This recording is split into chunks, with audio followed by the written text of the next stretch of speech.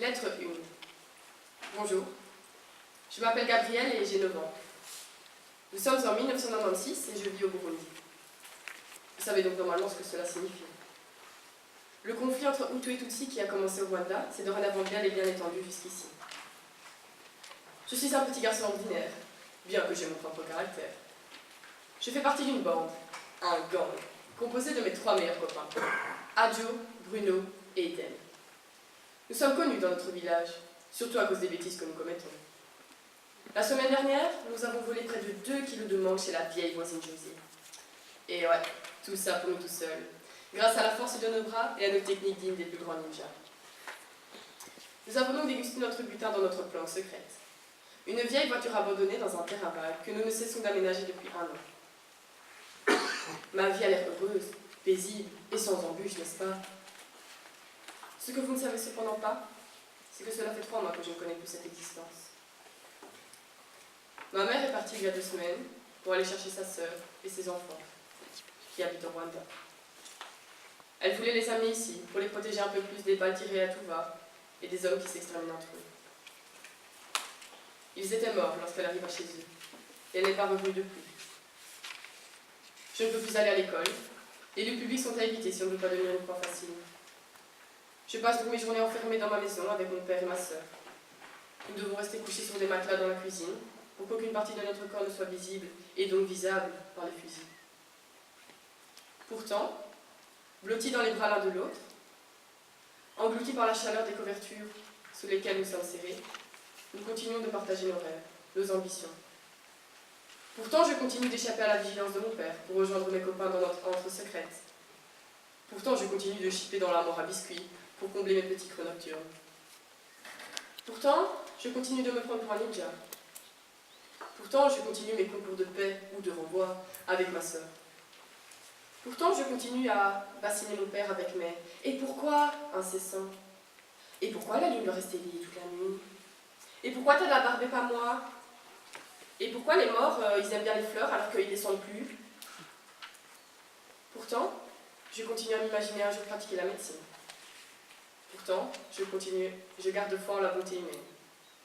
Pourtant, les orages de la vie ne m'ont pas empêché de danser sous la pluie. Lettre 2. Nous sommes en 2002, j'ai 15 ans. Je vis. Le conflit entre Hutu et Tutsi n'a pas cessé, malgré mes prières et la bonté que j'avais. Le conflit entre Hutu et Tutsi n'a pas cessé, malgré mes prières et l'espoir que j'avais en l'humanité. Je vis toujours avec mon père et ma sœur. Mais je sors. Je sors pour affronter la rudesse de la vie que je mène à présent. Je sors pour ne plus être un témoin passif. Je sors en l'honneur des morts, que je peux apercevoir depuis ma fenêtre, qui le lendemain sont enlevés pour laisser la place à d'autres. Tous les matins, je me lève et j'entends cette même air de musique classique. C'est même air de musique classique que nous entendons chaque jour, à la même heure, depuis que le premier coup d'État a éclaté. Alors, je me prépare, je prends mon couteau et je sors. Je rejoins Eden. Ensemble, nous allons chercher Bruno. Cela fait 2 mois qu'on l'a plus vu. Depuis ce fameux mercredi, en fait. La bande était au complet dans notre planque, quand soudain, une voiture s'arrêta, à 1 mètre de nous. 3 hommes d'une vingtaine d'années nous sortirent de force. Ils étaient Tutsis. Je l'ai tout de suite vu dans leur regard et dans la rage qui s'y trouvait.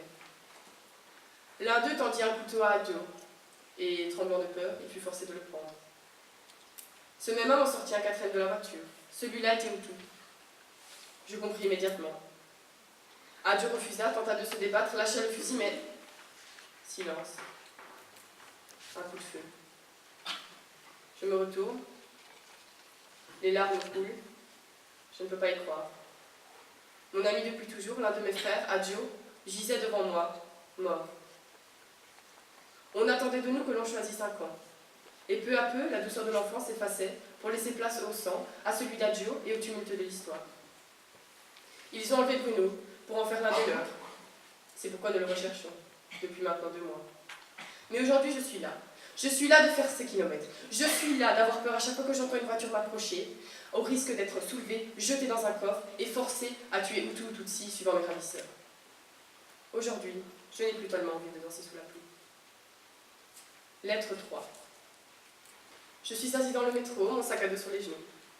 J'ai 25 ans et je vis en France. Aujourd'hui, je me rends à Paris. Il y a une semaine, c'était Lille et dans 4 jours, c'est Nantes. Je voyage de ville en ville, à travers mon nouveau pays, pour raconter cette histoire. Cette histoire que pratiquement personne n'a vécue et que peu de gens connaissent réellement. Cette histoire, c'est mon histoire.